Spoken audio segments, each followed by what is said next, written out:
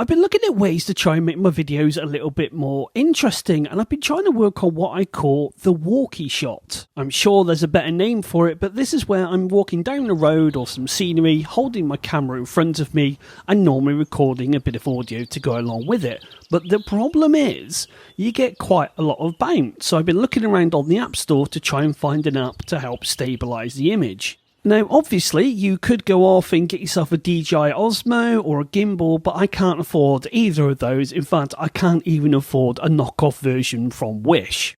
After a bit of digging around on the LumaFusion Reddit thread and a recommendation from my podcast co-host, I'm going to be taking a look at Emulsio. Before I go into any depth with an app like this, I always like to take a look at the update history. After all, there's nothing worse than getting stuck in with an app or it becoming a bit of a favourite of yours, only to find it hasn't been updated, which can often mean that it won't be updated ever again.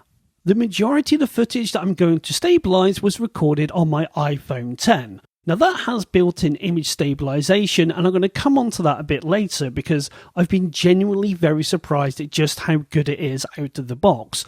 I've also done some other video footage using my Canon M50 and will stabilise that later as well. But now let's delve into the app. Opening up Emulsio will always take you to your video library. It doesn't let you choose a different folder, say within Photos, but you can use the Files application to source one from elsewhere. Once you've chosen your file, it will do its analysis and you'll eventually end up at the screen where you can start doing all of the fun stuff. And if you're impatient like me and you just want to see what things look like out of the box, you can click on the little circle there in the top right with the line going through it and it will bring up the preview window. On the bottom there we have the original, and as I'm moving the slider around and mucking around with the video, on the other side you get to see the stabilised footage, and this is all done in real time. So let's press play and see what we get out of the box with no adjustments. Now, as I said earlier, the iPhone X does a damn fine job of video stabilisation, but if you look on the left, you can see the shadows bouncing up and down, whereas on the right hand side, you're getting a consistent and smoother video experience. Skipping ahead, you can see here I've got the stabilised video on the top and the original on the bottom, and you can see quite a bit of difference. Now let's take a look at that same footage side by side. On the right, the stabilised footage is definitely smoother, but it seems to have lacked the colour punch and the definition that the original has got.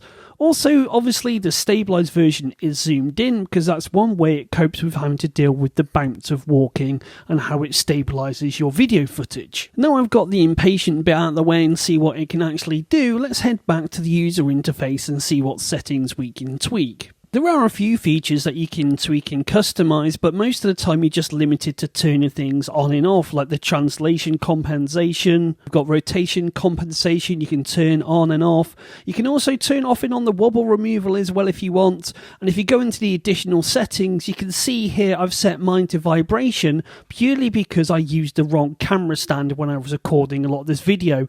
That's why you're seeing a very weird bounce zoom in, zoom out effect, which is not the fault of Emulsio. Of course, you can unlock all the other features by a simple in-app purchase. Let me just give you an example of what the slider does on the right hand side. You can see as I adjust it, it zooms in to try and compensate for my shaky camera work.